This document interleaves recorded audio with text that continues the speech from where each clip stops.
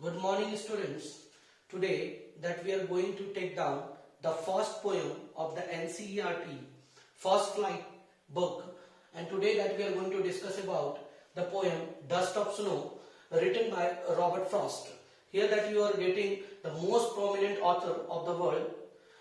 This is Robert Frost, and he has written something extraordinary, a poem of us. So we'll try to discuss about the rhythmic scheme, the line by line explanation, and also the literary devices that were used by Robert Frost in this poem.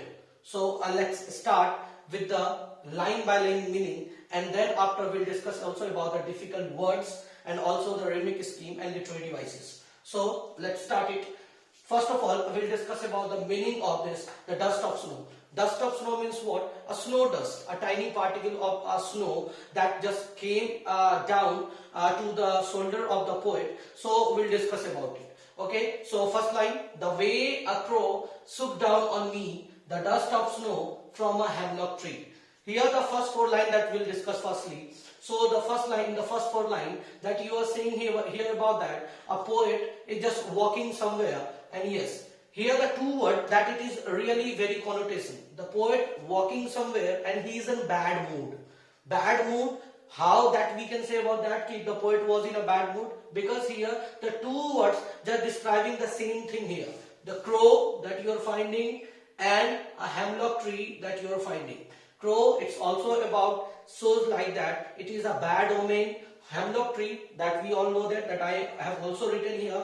Hemlock tree, a poisonous plant tree with small white flowers. Hemlock tree is also not a good kind of the tree. It also seems like that it just connotes about that the poisonous plants tree. So the way a crow shook down on me, the dust of snow from a hemlock tree. When the poet was walking somewhere, yes, suddenly a crow sat down. Here, there is no any specific motion that has been defined by the poet. The crow was readjusting, or the crow was shivering with the cold, or the crow was just taking off from the hemlock tree. So the hemlock tree that was filled with dust of snow, and suddenly when the crow readjusted or taking off or shivering, suddenly some kind of the tiny particles of the snow came through the shoulder of the poet. Okay, so here in the fourth line that we saw it about, the poet was walking, suddenly a crow sat down or readjusted or taking off, some kind of the tiny particles of the dust just fell down in the shoulder of the poet. So the poet was in a bad mood. Yes, what will happen to the poet in the next stanza we'll just see about here. But firstly we'll see and discuss about the rhythmic scheme, what has been taken here by the poet Robert Frost. Here the first one that we see, the rhythmic scheme, if we discuss about, so we see crow, snow, me, tree. Crow if we take A, snow if we take A, me if we take B, and tree if we take B. So the rhythmic scheme comes it about A B A B. Okay, so this is the rhythmic scheme of the poem A B A B. Okay, the second one, if we see the literary devices that has been used here, so we can easily say here about that O O O. So here that we can say that O and O word is coming, and it is not coming in the starting, it is not coming also in the middle, or it is not coming or also in the end. Here the position is not defined here, but yes, it is coming O sound, and O sound, O is a vowel, and yes, we know that if O is a vowel and it is coming not in the starting or not in the middle or not in the end one, it is coming somewhere else of that. Okay, so we can easily say that this is assonance. Assonance has been used here with the literary devices O. So this is assonance. Okay, in the third one, if we see here about that, there that you are not finding any kind of punctuation marks, and it is all about continuing. So we can say that this is also the literary devices of enjambment. Enjambment, that we know that if a line is continuing till from first to the end one and there is no any kind of the punctuation, so there is the literary devices, this is enjambment.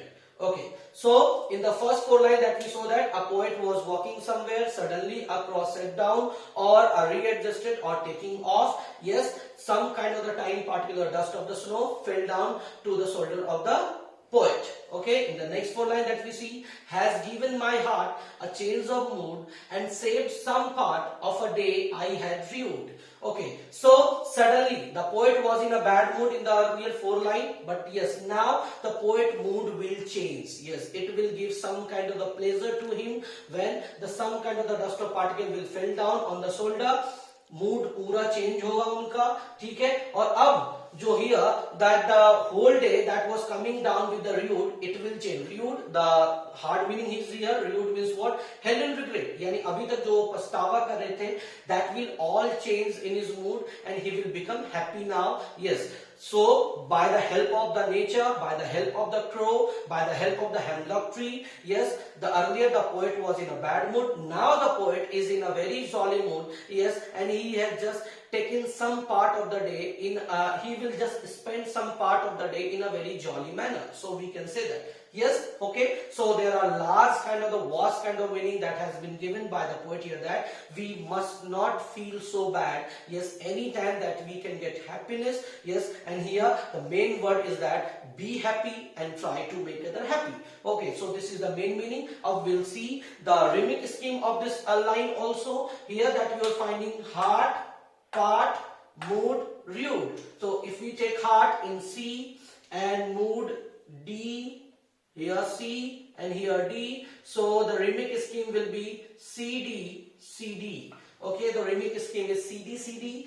Then next one, we also see that there is no any kind of the punctuation, so it will also the same thing that was earlier also. This is the line of enjambment. There is no any kind of punctuation marks has been used by the poet.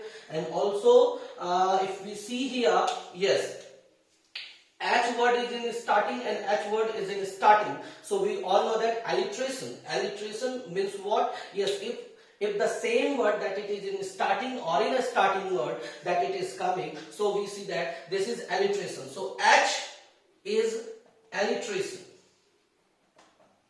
here. H is alliteration here. Okay, if we see here, yes, S and S also. S and S. S and S is also in starting, so this is also alliteration. Okay, and if we see, yeah, that we are also finding one literary devices here, D, D, D. Okay, so this is consonants. Same word with the assonance. Assonance means what? If a vowel is not in a starting or in a middle, or it can be in a end one, so we say that it is assonance. Here the same thing that we are finding. The consonant word D is in a starting. Here D is in end. Here D is in end. So we can say that this is assonance. Okay. So this is consonance. Not, pardon please. This is consonance. So D word is here is consonance.